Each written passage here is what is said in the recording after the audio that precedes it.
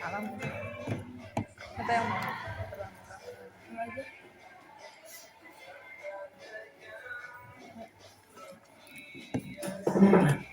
Baik, assalamualaikum warahmatullahi wabarakatuh. Waalaikumsalam. Perkenalkan sebelumnya Pak, saya Naila dan rekan saya Nabila. Kami dari mahasiswa Unindra yang ingin mewawancari Bapak mengenai penegakan hukum yang ada di Indonesia ini. Mungkin pertanyaan pertama akan ditanyakan oleh teman saya. Menurut Bapak, bagaimana kondisi penegakan hukum di Indonesia saat ini? Ya, artinya penegakan hukum di Indonesia itu masih jauh dari harapan. Hukum itu kadang-kadang masih ada tebang-tebang pilih.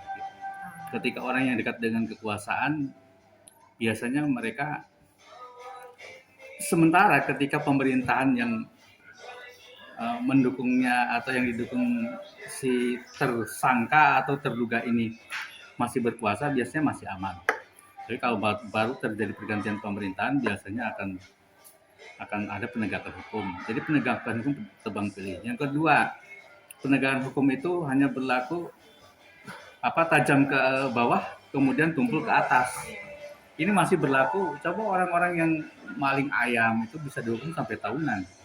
Orang yang jelas korupsinya sampai miliaran, ratusan miliar, bahkan penyalahgunaan wewenang yang merugikan negara sampai triliunan saja, biasanya kadang-kadang bebas. Ya itu karena pertama dekat dengan kekuasaan itu, kadang-kadang hukumannya tidak sesuai dengan harapan orang. Korupsi sampai pomanya ada ya, yang sampai 1 triliun pomanya. Kadang-kadang hukumannya hanya 10 tahun. Tapi orang yang maling ayam sudah digebuki, babak belur, kemudian dipenjara sampai 3 tahun. Ini kan jauh sekali ya. Ayam paling harganya berapa sih? Satu ekornya paling 250.000. Paling nyolong ayam 10, 2,5 juta gitu kan. Hukumannya sampai 3 tahun. Digebuki lagi. Tapi yang ratusan miliar, itu paling hukumannya 10 tahun. Tidak setimpal ya Pak? Tidak setimpal. Kan? Kemudian itu hukum tajam ke bawah, tumpul ke atas. Kemudian juga masih budaya suap menyuap gitu kan. Budaya suap menyuap itu kuat. Penegakan hukum, pelanggaran-pelanggaran, yang penting ngasih ini tip udah selesai aman. Biasanya begitu juga. Nah, jadi penegakan hukum itu masih jauh dari harapan. Karena hukum ini belum sepenuhnya dilaksanakan dan orang Indonesia masih belum menempatkan hukum sebagai panglima dalam kehidupannya. Artinya hukum itu ditempatkan di depan. Juga karena kesadaran hukum di Indonesia juga rendah. Ini kesadaran hukum kita itu juga rendah. Polisinya juga untuk menegakkan hukum kan juga masih kadang-kadang milih-milih gitu kan. Itu seperti itu. Polisi, para penegak hukum, lembaga penegakan hukum mulai dari polisi,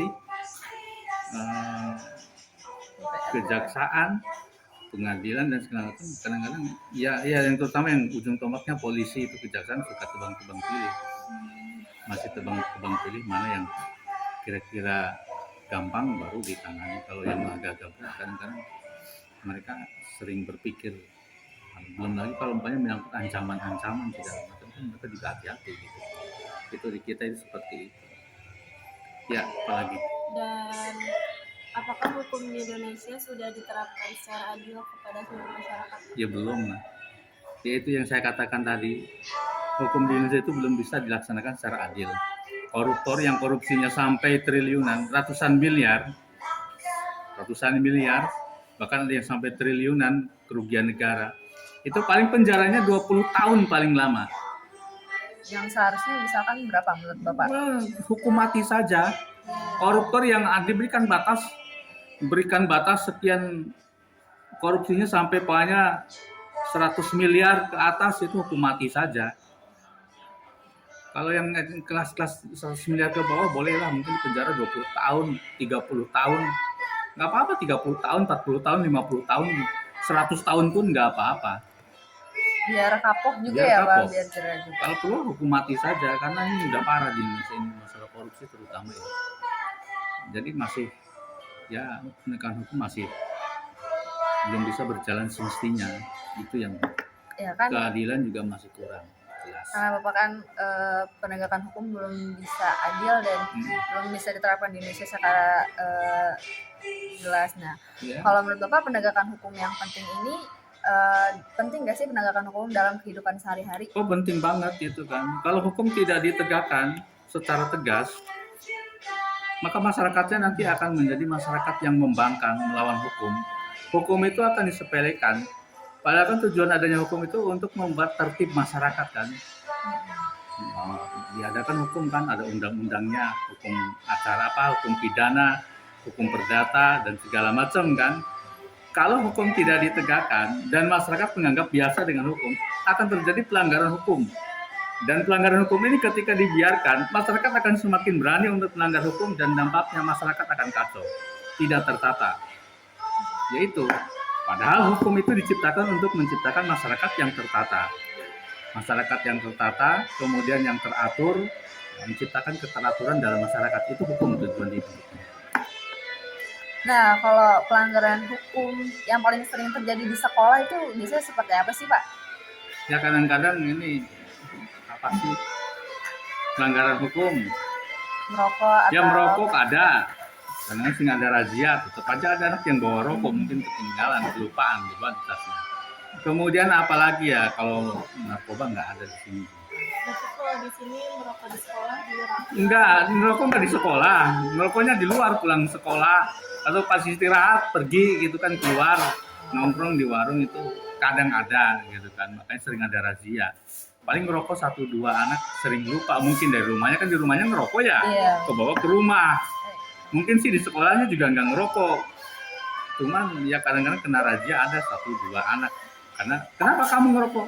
Di rumah ngerokok Pak, ya kenapa dibawa ke sekolah?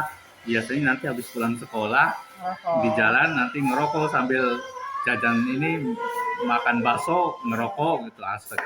Tapi kalau misalkan ada salah satu yang kena razia ya Pak, hukumannya apa Pak? Hukumannya biasanya disuruh berdiri, kadang-kadang dijemur, disuruh push up segala macam. Ya kalau ini kadang-kadang push up, kadang-kadang suruh berdiri 2 jam pelajaran. Suruh berdiri. Kadang-kadang suruh baca Quran. Pokoknya baca Quran nih dari ini sampai ini. Ada yang seperti itu. Biasanya sih kebanyakan suruh baca Quran di sini. Oh, baca Quran. Iya. Terus kalau menurut Bapak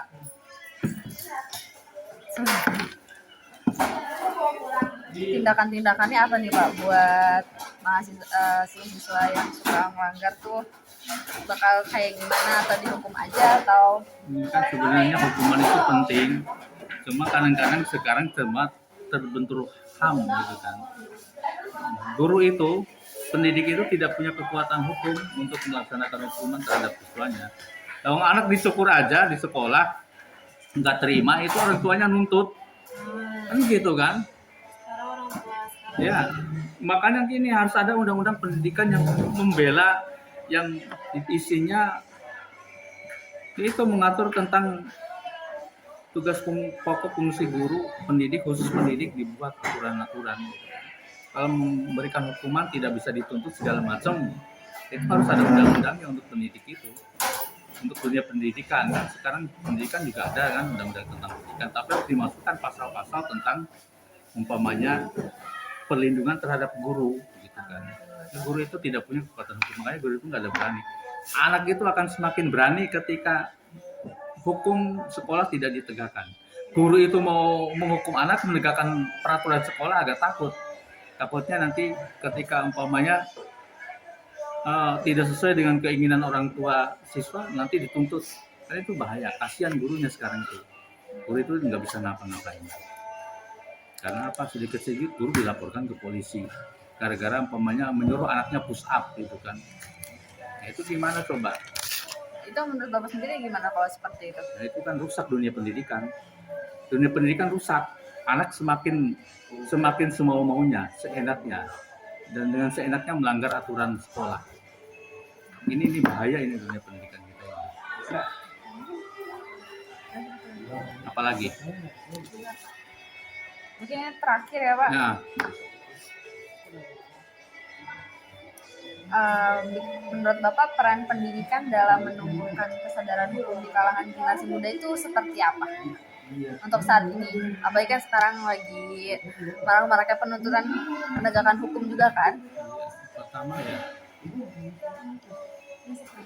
tadi pertanyaannya apa? Saya anak ini. Peran pendidikan dalam menumbuhkan kesadaran hukum di kalangan generasi muda seperti Ya, pertama memberikan pengenalan tentang hukum, masalah hukum. Tunggu ya, pengenalan hukum ke masyarakat tentang hak dan tentang arti penting hukum. Kemudian juga memberikan pemahaman tentang hak dan kewajiban yang perlu ditaati gitu. sebagai warga negara, ya apa saja haknya, kewajibannya apa saja. Dan sebagai warga negara juga sebagai warga sekolah, hak sebagai warga negara itu apa, kewajiban warga negara itu seperti apa, itu siswa itu harus paham dan sekolah harus mensosialisasikan hak sebagai warga sekolah, kewajiban warga sekolah itu apa saja, seperti itu. Sudah Bapak? Ya. Oke, baik. Terima kasih Bapak atas Ya. jawaban-jawabannya, itu sangat menginspirasi. Mungkin terakhir ada pesan-pesan untuk Karena ini masalah hukum ya, iya, selalu taat hukum, untuk salah satu. taat kepada hukum, jadikan hukum sebagai panglima dalam hal sepele apapun, yang kecil saja dalam kehidupan sehari-hari. Keluar rumah pakai motor, gunakan helm, itu yang gampang sebenarnya. Bawa surat-surat SIM sama STNK, kelengkapan motor, itu yang paling gampang. Selalu taat kepada hukum dan pegang aturan negara, taat kepada aturan negara dan segala macam. Jangan pernah sekali-kali membiasakan melanggar hukum, itu nanti akan jadi kebiasaan. Hukum akan dilanggar terus. Kalau orang sekali melanggar hukum, nanti akan dianggap biasa. Ada lampu merah, ditabrak aja. Nanti kebiasaan nabrak lampu merah, itu kan melanggar hukum juga kan. Yang sepele. Taat kepada hukum, jadikan hukum sebagai panglima. Baik. Itu saja. Ya, baik Bapak, Ya. terima kasih atas jawaban-jawabannya. Kalau misalkan ada